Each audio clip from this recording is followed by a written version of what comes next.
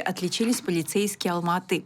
Их прославила блогерша из Китая. На своей странице с многотысячной аудиторией инфлюенсер рассказала о странном инциденте.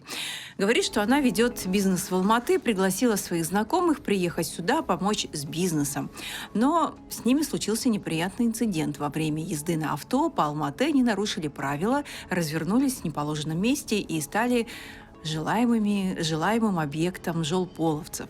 По словам блогерши, полицейские начали запугивать их судом и предложили развести штраф на месте за 200 тысяч тенге. Енді басқадай бір нәрсе соғып кеткен жоқ, бір машинен соғып кеткен жоқ, адам соғып кеткен жоқ. Айланбадан қате айланып кеткен себептен гайдер ұстап алған. Гай дей ма? 200 мың төлейсің, 2 миллион төлейсің, болмаса сотқа береміз, сотқа кетеміз, машинеңді әзір алып кетеміз деген сияқты біраз әңгімелерді айтқан. Енді бізде Қытайда да енді көлік айдаймыз ғой, бірақ енді азырақ қателесіп қалғанға, мынандай қате бұрылып қалғанға ешқандай үлкен әңгіме естіп көрмепті, ондай ақша төлейтін әңгіме естіп көрмепті, ондай. Қызыл шырақты басып өтіп кетсең, ақша төлейсің, шарт етіп рәсімге тартып алады, сол бойынша өкіметтің өзіне төлейсің. Жекелей қолға ақша бергенді көрген жоқпыз.